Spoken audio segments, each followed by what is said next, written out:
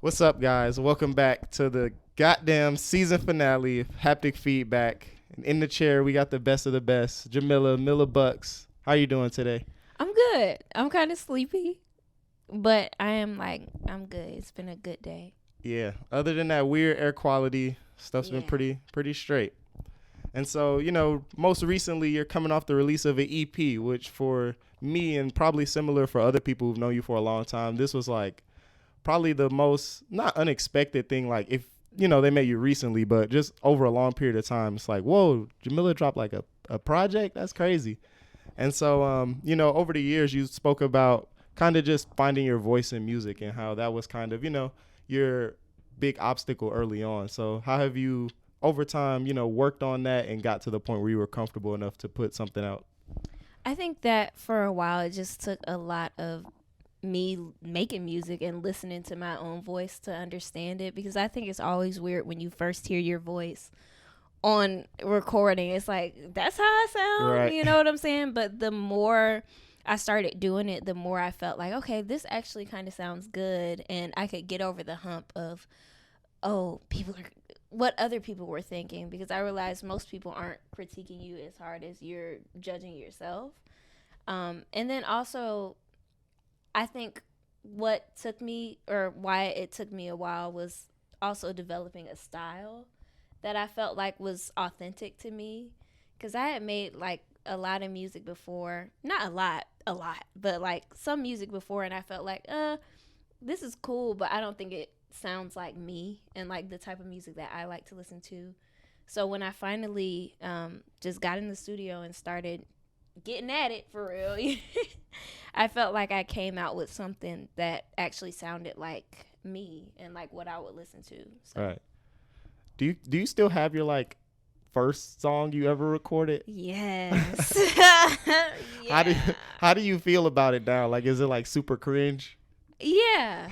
Yeah, it's That's really hilarious. cringe. I made some stuff in the past that was like really cringe, but to me, Right. but Yeah, I've had a few yeah. people talk about how like the first song or the first beat is always just like, and most people told me they was like, this, I thought this was so foul when I did it, and then it's I did, because you do, like, after you first make it, you be like, wow. And it'd be like that with every song, and then you let it play in the car for the next couple of days, and you like, this shit actually kind of sucks. So. once the high of the accomplishment wears off. Exactly. Nah, that's cool. I envy music makers. It seems like a fun process, a weird emotional roller coaster, but like one that's really rewarding in the end, ultimately. Yeah, 100%. And so, you want to tell the good people the title and what the title means? Okay, yeah. So it's called Nil Desperandum, which means do not despair. I got the title funny enough because I was writing the song on the project that's called Nil Desperandum, and sometimes when I be writing and I don't know what to say, I use Rhyme Zone. So I'll go on Rhyme Zone, the website, Yeah. and it'll be like, okay, this rhymes with this, or I'll type in words that rhyme with this, and Nil Desperandum came up, and I was like, Nil Desperandum, what does that mean? So I went and looked it up, and I was like, oh, that's fine. Damn. Like, that's like a nice message. So I ended up making it the title. And that's a fun way to find a name. Internet Yeah. be fine. People The be internet be crazy. fine. And so, when did how intentional were you, I guess, on this becoming an EP? Or did you just start making songs and the songs just kind of grew into being a project later on? So, this EP is not the original EP that I was gonna put out. Um, I had started like last year. I wrote on my board my list of goals. I was like, I want to drop an EP next year or this year, Right. but it's next year now from Right. the time that I wrote that on my board. And from there, at first, I was really intentional about the music that I was making, and I wanted it all to kind of sound like What's Going On by Marvin Gaye, and kind of like flow into each other and like have a message.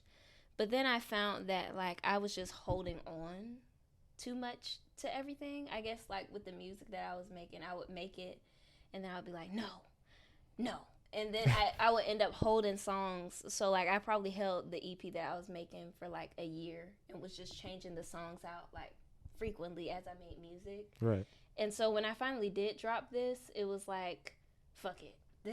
I like all of these songs. These are my favorite songs that I made. I'm just about to put them out. Okay, so you kind of just needed to. I think that was the exact thing that happened to me when I was writing like my favorite piece about Jelani early on, where it's just like I just kept editing it for so long to the point where it's just like there's really nothing else to do to it. Honestly, it's just like it's time to move on to another project, and you kind of can't sometimes until you like just be done with one. So I kind of relate to it from that angle. Yeah, for sure. And so do you look forward to future endeavors of performing your music? Like, do you have any apprehension when it comes to gracing the stage in this respect? Because, I mean, you're on stages now, like DJing and whatnot. Yeah. But, of course, obviously, this is a whole, another piece to your performance. I think that performing scares me still. I don't know why. Like, it's fun in the moment, but I don't know. I feel like, because when I was in high school, I did theater, musical theater, and you perform other people's songs, and it's fun. But now, like, I find that when it's time to perform my own music, it's, like, really intimidating, and it's a different type of feeling, and it's really vulnerable. And it scares me still. I can't even lie. But I do see it happening eventually. Right. It still scares me right now. And do you feel like, performing some of your collab songs, like you've performed like with Jelani on songs y'all have done together, does this feel different than that even, or does that even make you nervous? This feels different than that. I don't know. It feels a little bit different than that. I guess because the music that I make with Jelani is usually like more lit. You know what I'm saying? Yeah. And I don't have a problem performing a lit song because I know I can just have fun and turn up. But, like, I think when I'm singing on a song, I still get really picky about how I sound. Okay. And it's hard for me to imagine myself, like, in front of everybody singing it without, like, being shaky and worried about, like, how do I sound right now? And, Yeah. And it'll come with time, all the people who perform are like, it's just an itch that gets scratched slowly but surely. So yeah, you'll iron it out. I mean, I think you'll do great. You seem to navigate all the other spaces really well, so it'll just be one of those things you transition into. Thank you. And what do you think are, some big differences as far as like the different avenues of music preparation now that you've pretty much touched like the three main things? You sing, rap, and you like DJ and do like board stuff as well. Mm-hmm. So as far as like getting ready to do each, what do you find like different and similar about preparation? I would say, that's a good question. I think that with like just making the music and DJing, this is kind of similar, but I kind of like to just throw it at the wall. You know what I'm saying? Yeah. Like I kind of like to I like to be a little bit prepared to DJ by just knowing, okay, I'm going to play this song because this is the song that everybody wants to hear right now. And I'm going to play this song because this is the song that everybody has, or that people haven't heard in a long time that they love. Right. And I'm going to play this song because I love this song and I feel like people should know it. So I kind of choose my songs, but I never know how I'm going to transition them until I get to the venue and it's time to perform it. Right. And I think I haven't done like too many performances as far as, of my own music. But usually there is like one day of rehearsal, but even then it's still kind of just like whatever happens. You know what I'm saying? So I think that if anything, DJing and performing is kind of like similar in that way. You kind of want to let things happen organically when you're up there. Yeah, and I think it radiates and people kind of, can feel it when it's too thought out, if that makes sense. Yeah. Where you're just like, dang, bro, like relax a little. Yeah. Like you want to rehearse it. I'm not saying don't rehearse. Sure. Because I definitely would like to rehearse more just to get the comfortability, you know, of being in front of people. But even then, you don't want to be too planned or too coordinated. You want to let the energy around you create your performance. Right. If that makes sense. No, it does, definitely. And so, if you stuck around this long, been watching these videos this long, then you know secondarily we're here to talk about an artist. You know, usually someone the artist picks, but this time technically I kind of picked this one just because I felt like a whole season couldn't go by without talking about this guy and just his impact, and he's just very significant to me. So I just went on a search for other people who found him significant, and I landed on you. So will you tell the people whose albums we're ranking today? Childish Gambino. Childish Gambino, Mr. Donald Glover. Yes. And so before we get into your actual list, when exactly, like, along his music track did you start listening to? I started listening to him around Kauai. Is that how you say it, Kauai? Mm-hmm. Yeah. Yeah, named after the place. Yeah. That's when I started listening to him. Well, I did hear songs from Camp. And Right. I remember when Camp was, like, popular, but we gonna get into Right. that. I didn't, that wasn't my favorite Oh, thing that yeah, you know. it shouldn't be, honestly, Yeah. if we're being objective. Yeah. So, yeah. Around Kauai, I started listening to him. I had this friend in 8th grade for me, which was about 2010, if I do math right. Mm-hmm. And this was at the peak of my Lil Wayne fandom, and my, like, I was so rapidy rap, like, if it ain't straight bars, like, I'm not, like, I don't want to hear no lit music, no nothing. Like, I was listening to, like, straight rap, and the only trap I would listen to was, like, people who even existed in that space on the more lyrical spectrum. Like, I like Jeezy and, like, T.I. and stuff. I wasn't listening to, like, none of that till, like, college, honestly. Crazy. Yeah, I was a late bloomer on that stuff. So anyway, my friend Abby, she was like, no, I'm telling you, like, this guy is it, this guy is it, this guy is it. And so I was like, okay, let's see. And I was just like, oh, I get it. Okay, let's go. And so ever since then, in 8th grade, I think it was around the one with Freaks and Geeks on it, the EP with that. I think it has, like, flowers as the background or whatever. I heard that, and then Royalty, the mixtape. And then I was like, all right, we're locked in. Like, that was when he kind of became my guy. And I think, and I have a few artists that kind of pulled me out of my rapidy rap bubble, but he's definitely on the list of, like, people who got me away from that into being a little more. I feel like he makes weird rapidy rap. You know what I'm saying? Like, I feel like he still is gonna rap, and he's gonna have bars too, but his voice is just quirky, and, like, his delivery is quirky, and his beats are quirky. It's just quirky. Yeah, it's quirky. Yeah, for sure. And so I know, you know, there's some overlap for you guys in terms of being people who, you know, move about in both space. Well, in the two spaces of, like, TV and film, and then also, like, music. And so, you know, just over the years of being a fan of his, have you been able to draw, like, any inspiration from him in that respect? And if so, you know, tell us about that. Yes, 100%, especially with the show Atlanta.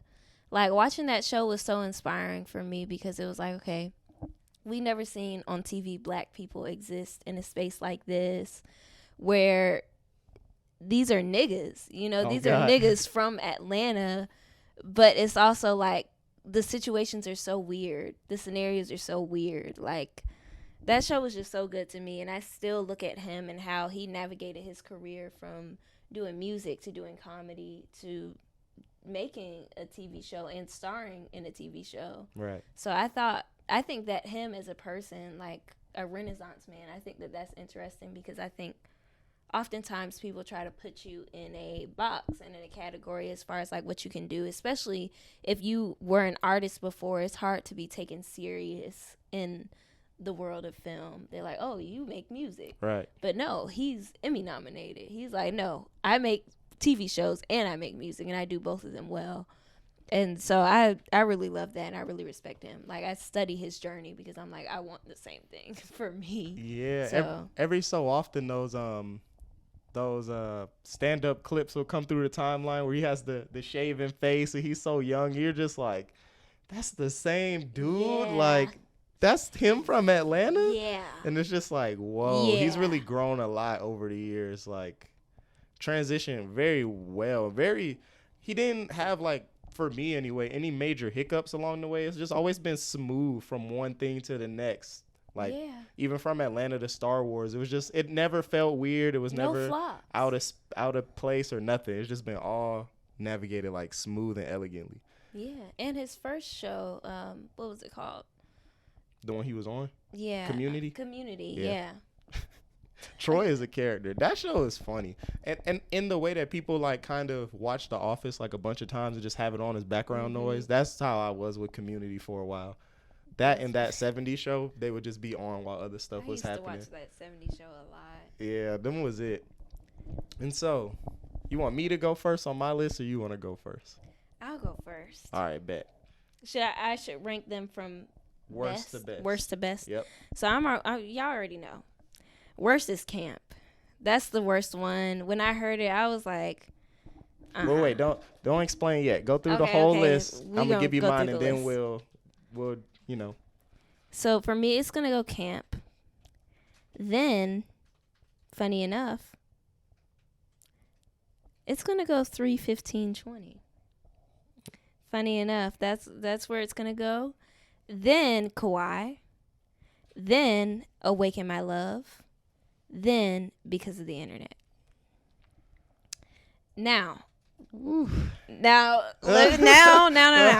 me explain. I think that Because of the Internet is my favorite. It's a very biased opinion because it was such a significant time in my life when I heard the album, and like, how it affected me was like, oh my gosh, that, it was really big for me. It was a very jarring music experience, honestly. Yeah, and the production is crazy. It's nuts. Ludwig is crazy. Like, people don't put no respect on his man. Like, I've never heard his name said in real life. I think it's because bro is nuts.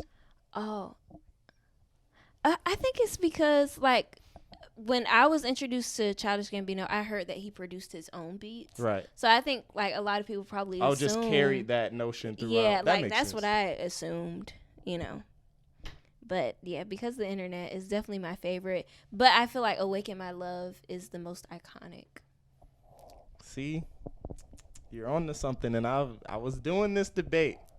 And this is what inspired me to, scour the world and find somebody to talk to me about this.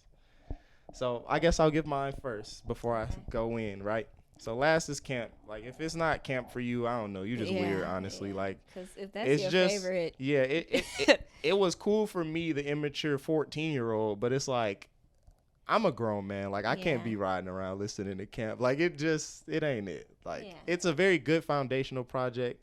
It did show a lot of potential and stuff. And it was a good launching pad, It's very much like Tyler with Goblin. It's just like, you get it, but it's like, we're beyond that now. So that has to be last. 4 for me is Kawhi. I have it down there. Okay. 3, I have Awaken My Love. And recently, I had that as 2. Like, literally as recently as last month. But, like, for the last month or so, I've listened to 3:15:20 every other day for, like, a month now. What? And I have that at number 2, and it's quietly sick. But it took a minute to get there. It wasn't immediately fire. And so if other people didn't put that much time into, like, going back to it, like, I just trusted him, honestly, that it wouldn't be mid. And so I just kept listening to it, and then I kept finding more stuff to appreciate, and I was like, oh, it's actually fire. Okay. But it did take like 4 or 5 listens to get from this is okay to no, this is like slick, amazing.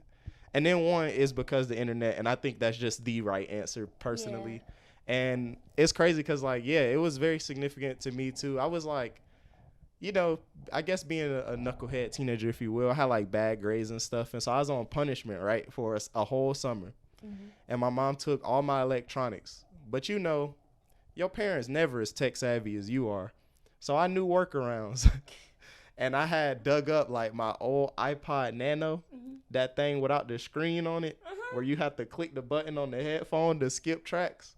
But it didn't have no space for real. It could literally fit like 2 albums maybe, or I don't know if I ain't have it configured right. Downloading your music illegally. I mean, I wouldn't say that on the record, but I did have some creative ways to come about gaining access to my, my tunes or whatever, but I ain't saying none of them was illegal. I'm not saying that. You're right. You can't say it. But so I don't know how it ended up. I think, oh no, she took my computer and she gave me like a different computer that was like stripped down to be very minimally functional. Like, it was really a crazy summer. And so all I had to listen to was Because the Internet LOL. for like a while. And I just was running it. Like, I had to walk to summer school because she refused to take me. It was crazy. I had to walk to summer school from my house for people who know, if you're from Atlanta, you'll know what I'm talking about. From Point South to Riverdale. Oh my God. That was a hike in that heat. And so I was listening to Because the Internet like every day, like on the way there and back. And it was just like, every song was just so fine. Like, a lot of it, even for me as like a teenager, was just very relatable. There's a lot of like songs of isolation in there. And then there's like other songs of like, just very early on in the internet's like rise to prominence of showing just depictions of the effects it would have with songs like World Star, where it's just like, we really still doing that. Like, and we lived through that. That was like, I remember when World Star was like the thing. Yeah. And we lived through that. Like, I don't know. It's crazy. Yeah, so I was just running that tape into the ground, man. And so it was just, I think that's the right answer. And I think what usually for me gets the album at the top of my list is either A, how many people are trying to recreate this thing, and then B, is it possible for someone to recreate this thing? And I just don't think it's an album that can be made again that is Because the Internet. Like, you can't make it twice. No. And so, especially, I feel like it was perfect, like, for the time. Right. Because the internet was kind of like a newer thing. Like, it had been around for a minute, but I just remember around that time we were on Facebook. Like, that was like the thing. There was World Star. People were just discovering YouTube and stuff like that. So, and it was that time where people just realized that they couldn't put their phone down. Yeah. Like, we had just transitioned into that phase, so it's nice. So what did you, now you can look at it since you were trying to, steal my sauce earlier. What do you feel like of this list is just egregiously too high or too low? Like, which one is like, what you doing, bro? I feel like Awaken My Love is too low. I feel like Awaken My Love should either be first or second on everybody's list. That's fair. Why come? Because I feel like Awaken My Love is iconic. Like, I feel like Awaken My Love is the song where everybody in pop culture started being like, oh, Childish Gambino actually makes really good music. Yeah. The production on there is really good. His singing is really good. Took a leap. Yeah. It's really good. It's really creative. It's like his To Pimp a Butterfly. I feel like it's like his To Pimp a Butterfly. And I feel like with 3:15:20, I don't know. Maybe I should go back and listen to it again. Cause I'm telling you. I'm going to play one of the songs from there. And not the one with 21. Not that one. That one, that's on 5-2 though, but not that one. Okay. Because that was the only song I pulled from it that I was like, oh, I like this. And that's crazy because that was the first song I pulled too. So you're literally on the same track. Once you get back in, I'm telling you what's going to happen. Okay. Yeah. I'll try it again. I think the only thing I heard from yours was, I think Kawhi was too long. I meant too high on your list. Okay. I think it's the most, it's the easiest listen, put it that way. It's very good for like chill settings. It's like, it's slick, very digestible, cookout worthy music, Beats is fun, poppy or whatever. And Sober has a really fun music video too. It was a cool time. And I know I had bought that tape because at the time he was selling all the like proceeds from it to help clean up the beaches in Kauai or whatever. Oh, that's cool. Yeah, so because for people, you should know by now, but it had a 2-pack, so it was this one and then Stone Mountain the mixtape came out with it. Stone Mountain was fire. Stone Mountain was tough. It was tough. And the only reason I didn't put that in here was because then it opens the rabbit hole of like how many mixtapes I'm gonna put in here, and I ain't have time for all that. So, but yeah, it released as a 2-pack. Kawhi was the one you had to pay for, and then Stone Mountain was the one that you could get for free on like live mixtapes and stuff. To this day, it's still up there. I looked, and so yeah, my boy Donald, he be working, man, and I think I like comparing like him and Tyler because they kind of just transitioned out of being a little silly to being like pillars. Yeah, and Tyler, that's one of my favorite artists. Nobody brought him up either. Really? No Tyler. Because I was gonna say if we didn't talk about Childish, we could definitely talk about Tyler because that's like my favorite. He's one of my favorite artists. Period. Next time, but that's Childish Gambino and his albums in a nutshell, at least the way we see him. Yes. My list is better. You should pick mine in the comments. No. So Awaken My Love needs to be higher. Oof, that's a tape, man. Damn, I like Baby Boy a lot. This just fine. It's a good album. Stand Tall is cool. It's just cool. It's all cool. And I like what he did with Zombies. Okay, yeah. His voice, he has a nice voice. You're right. The growth voice. in his singing does possibly warrant it being slightly higher, maybe. Yeah, I'm not gonna lie. And the creativity, it was good. And it's I ain't even bring this up. I was supposed to go to the thing where he played it for the first time in Joshua Tree. I bought the ticket and everything, but my stepbrother ended up getting married around the same time, and so I didn't have I had the time to go to both. I didn't have the money to go to both because he lived out of state. So I was like, man. I would have said, sorry, brother. I'm just playing. Yo, that's very tough. The ticket was only $100. It was to get in there. And I was a kid. Well, I wasn't a kid. I was very much an adult. But then I would have had to camp out there and stuff. And it just presented, or I would have had to find a hotel. It just presented a lot of logistics I wasn't ready for at that age. So it worked out, I think. Yeah. But, done with Childish Gambino. Y'all let us know about where y'all would place the albums and stuff. And so, we'll get back to talking about you and the EP, and we'll kind of dig into the songs a little bit, right? So, Smoke All Night was my favorite song. As soon as I turned it on, I was like, growth, okay. Yeah. I was like, this is fine. Because I didn't know what to expect. You ain't dropped no snippets or nothing. It was just like, I just woke up, and it was just out. And I just saw you reposting other people sharing. I was like, what the fuck is this? It's like, what? I checked my phone, no texts to the private link or nothing that I thought I scrolled past. I was like, oh. It was a very, the sporadic? Yeah, sporadic. Yeah. It was a very sporadic decision. I was like, let me put this out. No, for sure. I'm just kidding. No harm done. But yeah, that was my favorite song. It's very introspective, and it's got like a meditative feel to it where it's, feels like something you would journal as much as you would like rap, if that makes sense. Yeah. 100%. And so, how did you come about creating that song? What was the process like? Well, honestly, it was one of those throw at the wall things. I was like, a lot of the music that I had been making felt like really turnt.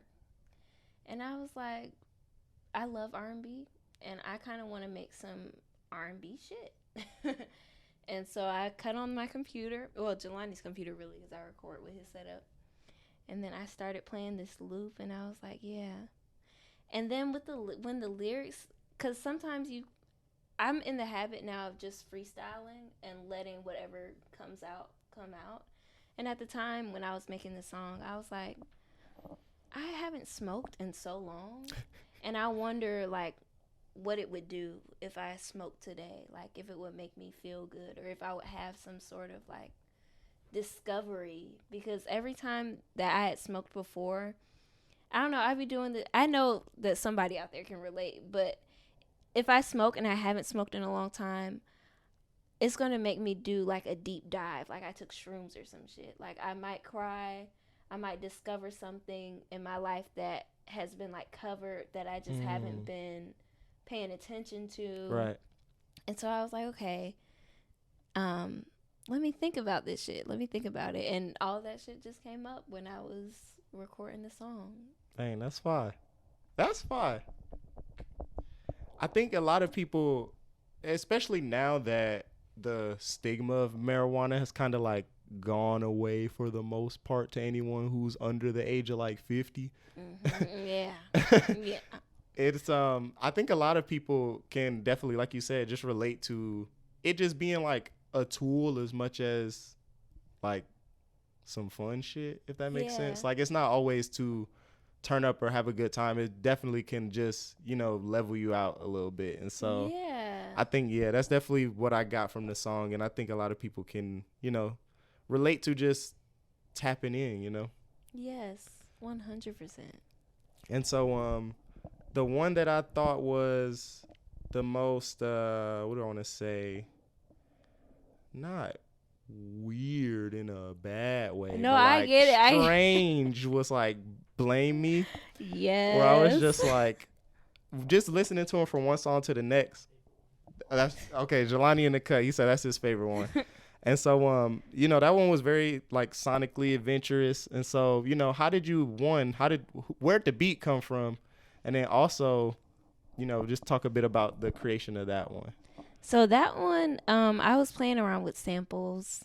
Initially, the first version of that song, it didn't sound anything like that because it was just like regular tempo. Mm-hmm.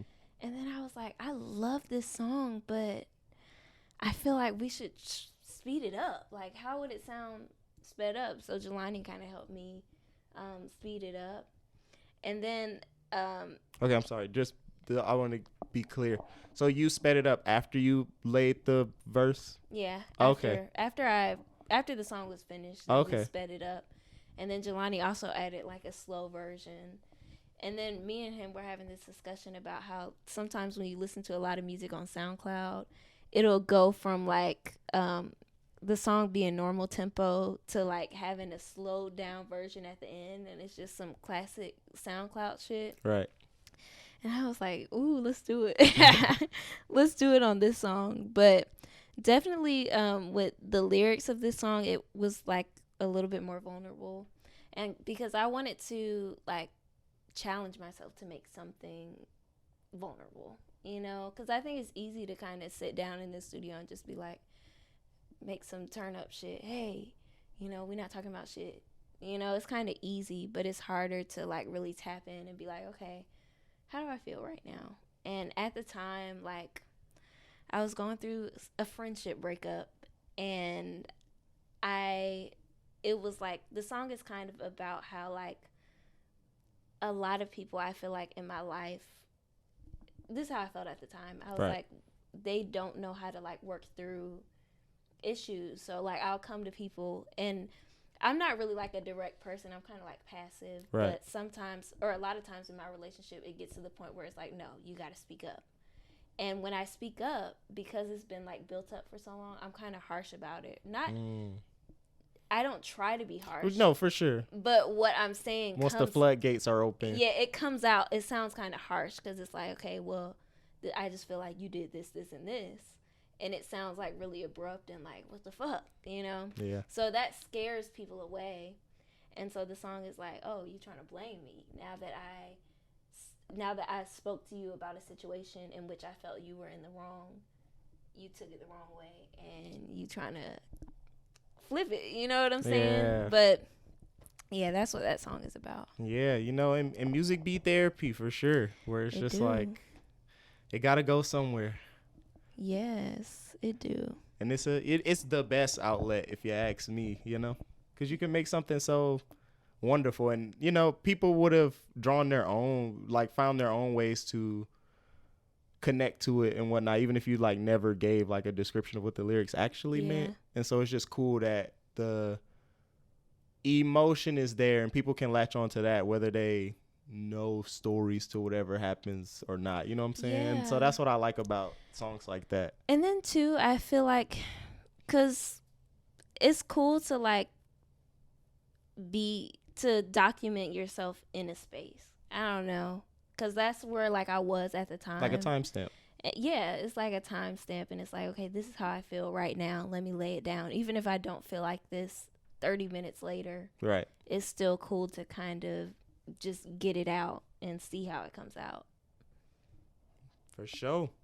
And then Hope You See, the one you close with. It's bubbly, it's fun. You kind of end on a light note. Yeah. Get in, get out. It's dancey. Feels like when I like listening to it when I'm like getting ready. That's cool. Yeah, I turn it on. It's in a playlist. It's like where I'm like moving about. I have, cutting my bald head or whatever in the mirror. Picking out the fit, you feel me? I'm dead. That's so stupid.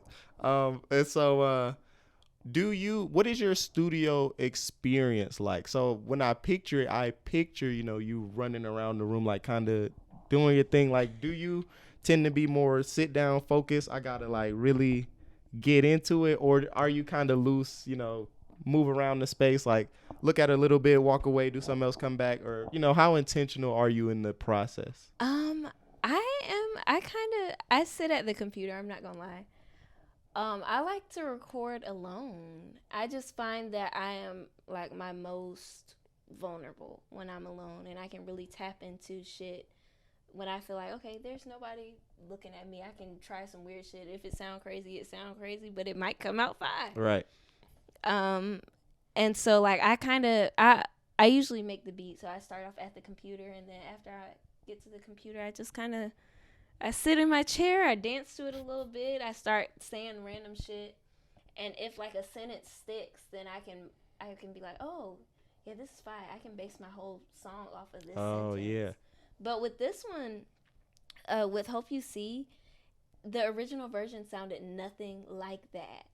So, because those are Anita Baker lyrics, it's giving you the best that I got. Mm-hmm. So I had to sing that song, or I chose to sing that song for this audition that I just did. Oh, okay. For this, I think it was for a TV show or something.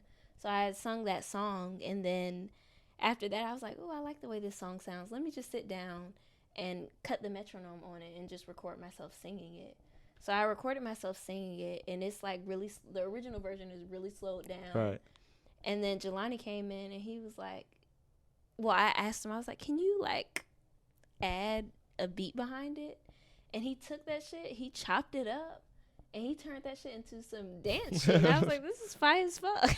Nah, bro, be working. Yeah, like I was like, this is fire. Damn, that's fire. Okay. Nah, yeah, I like that your process is your process, that you're comfortable. Because a lot of people, at least for me, I have a hard time, like, I have trouble with both, where I don't really like the art of tinkering. Mm-hmm. I kind of like for people to just show me what all the buttons mean, and then I can decide how I'm going to do stuff. So, but I also feel similar to you, where it's like, I do feel able to be most vulnerable alone. Mm-hmm. So then it just leads me to never make music, because I'm like, I don't want nobody to watch me do it, but I also need somebody to show me how to do it. Okay. And so it's just like a duality where I'm gonna have to like pick one side to live on. YouTube. It ain't the same. It's not the same. It ain't the same. It's not the same. But Josh, if you're seeing this, it's gonna be you. I'm gonna make a song with Josh. Okay, yeah, Josh is fine. It's gonna be Josh. I could feel it. I don't know why. I just know it's gonna be Josh. Hopefully by the time this is out, that has happened already. So Josh is in Bolo? Yeah. Okay, yeah. Mr. Bohemian Lonely. Yeah, by the time this is out, his album might be out. So you should be listening to that, honestly, when you're done with this. Oh, yeah. Yeah. I done heard a thing or two. That song with Taj? Yeah. Oh, that single's out right now. So you should already be tapped into that one. But yeah, I definitely just admire you're able to have your process and like lean into it. Yeah. For sure. And so, to culminate, everybody should know you're in a movie last year. Yeah. And in my other podcast, Life, we talked about it before the movie came out. Mm-hmm. And so, I got to talk to you about like stuff like the process and stuff. We couldn't really talk about the movie because I hadn't seen it yet. Yeah. So now that I've seen it a few times and, I showed it to my sister and stuff too, and she liked it. So it's been cool just to, spread it around, my circle or whatever. Just just having been around and like watch you aspire to these goals and stuff, it was just cool to, see it come together in that moment. So congratulations again. Thank you. That was really fun. And so I know you told me beforehand that you thought you was gonna cry when you watched it, like with your family and stuff. Yeah. Did that happen? So my first time seeing the movie, unfortunately, it wasn't with my family. I was at the film festival because it premiered at TIFF. Right. And I did cry at the end. I was like, "Oh my god, I can't believe this!" But it wasn't with my family. But when they watched it for the first time, it premiered again in Georgia. Right. And they cried, and I was like, "Okay, this is cool." Right. No, that's nice. That's wonderful, actually. And what was your favorite scene in the movie? Like, not you, the person watching it, but you, the person who was in the movie. Like, which process filming was the most like enjoyable or memorable? Definitely, this is my favorite scene to watch, and it was enjoyable. But I would say the last scene, with Lil Yachty. Yeah. I felt like that scene was fun to do, and it was emotional, and it felt real when we were filming it, and it came off real when we watching it back. So right. That's definitely my favorite scene. And then like the reaction from the extras and stuff that were in the crowd that day was just so like good. Like people were coming up to me like, "Oh my gosh, you're telling my story. Like this is my story. And what you're saying is really like resonating with me." And I thought that was really cool to like actually be able to connect with people, and it felt like theater. Yeah, and what's crazy is like you got to experience that in real life, because a lot of people who did connect to it would never really get a chance to tell you, you know what I'm saying? Yeah. So it's cool that you got to like get those flowers for real. So that's fine. That's real fine. And so I guess lastly, now whenever the most recent time you watched it was, have you started like picking at it? Like, I picked at it the first time I saw the first day. My first time in the audience watching it, I was like, "Oh no." But it's bound to happen, and I'm not gonna knock myself because it was the past. Exactly. I know me like now, like I'm like, oh, watching it now, I'm like, "Oh, I can act so much better than this." But it just is what it is, and it's a stamp, and it's still like a big moment and something to be proud of. For sure, definitely. That's yeah. so funny. Not the first day, damn, bro. No, the first day I was like, no, like, but then I was, in the moment, right? Because you like the same thing with the music. Nobody's ever as hard on you as you are. So yeah, exactly. Jesus, I thought you was gonna give yourself a week. Shit. No. The very first day, the very first night I was sitting in the audience, I was like, no way. But it's still something to be proud of. No, definitely. And I was where I was. For sure. Oh man. Well, that's all I got. So thank y'all for another good season. Hopefully y'all got to either A, meet some artists y'all never seen or heard of before, B, connect with some artists and deepen your relationship with them that you already have known and been following, and then C, hopefully you thought all my lists were the best ones, because that's part of what I'm in it for. I ain't gonna lie, I want to be best, I want to win. And so just thank you again for A, coming to do this. And then B, a lot of people, I tell like when I'm scouring the streets and stuff, of just like how helpful y'all two being you and Jelani over there in the cut, y'all were like really my introduction into the underground scene for real. Just meeting you and working with you and just talking about music with you casually in that space, and then thus meeting Jelani through you. And I've told him before, I did my written article about him, and it was like before I had anything done for real. So it was like he really didn't have to take the time to sit with me in that fucking Target for like 3 hours and talk about his life. We was there for a long ass time. Yeah, man. So, I was gonna ask you a question. I don't know. Go ahead, man. What you got? But what is something through these 2 seasons? Like, what are some things that you just learned about life, about artists and art and about yourself in the time that you have started doing this, like Oh podcast shit. slash, you know what I'm saying? In the 2 seasons, what did I learn? Just some of the things that you learned, like a small list of things that you learned. Yeah, man. I learned I ain't introverted. Real. I learned I really like Ooh. being around people. I like talking to people like a lot. And I think what I confused for introvertedness was just like lack of self-confidence. Where it's just like it's not that I didn't want to talk to people. I just didn't feel like I was like worthy or able or smart enough or knowledgeable enough or whatever. And so I just learned via podcasting and like one having to make the connection with people to ask them to do it in the first place was like a big step of just like building up the courage to be like, hey, I have a thing. I think you would be good on it. I think that I can do you justice. Yeah. So that was like the first big step where it's just like, oh, I actually really like being around people for real. So I would say that was a big one. I learned that even if you don't know what you're doing yet, for real, like at the purest form, there are plenty of people who will like grow with you or like, get in on the ground level if they like see your passion for real. Like everybody who talked to me or that I talk to that are artists, they know I care a lot. Like I put in the hours, I listen to people's stuff for real. I don't just go find who had the most likes and try to interview them. Like everybody who come on, I live with their music in my actual life, and I think it radiates. Yeah. And so I think, if you're trying to do something, you don't have to be a finished product to get people attention or participation. Yeah, man. And then I think, lastly, I'm just good at making lists. Like, I just be making lists, and they all just come out fine. I don't know.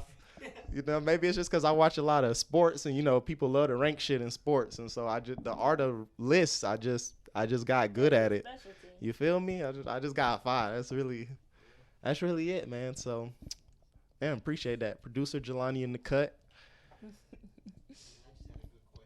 No, that's fine. I probably should have did like a recap video, that's but good. I feel like the people would like to hear like, some of those things from the person who they've been paying attention or watching. yeah, man, Yeah. Perspective. for sure. I appreciate that. That was fun. That was a good question. Yeah. Oh, boy, all right now. Okay. So, but yeah, like I was saying, thank y'all, thank you. And what's the next thing? What can we expect from Mila in the future? Well, I definitely will be dropping another EP. Maybe not soon, but give me some time, and it's coming.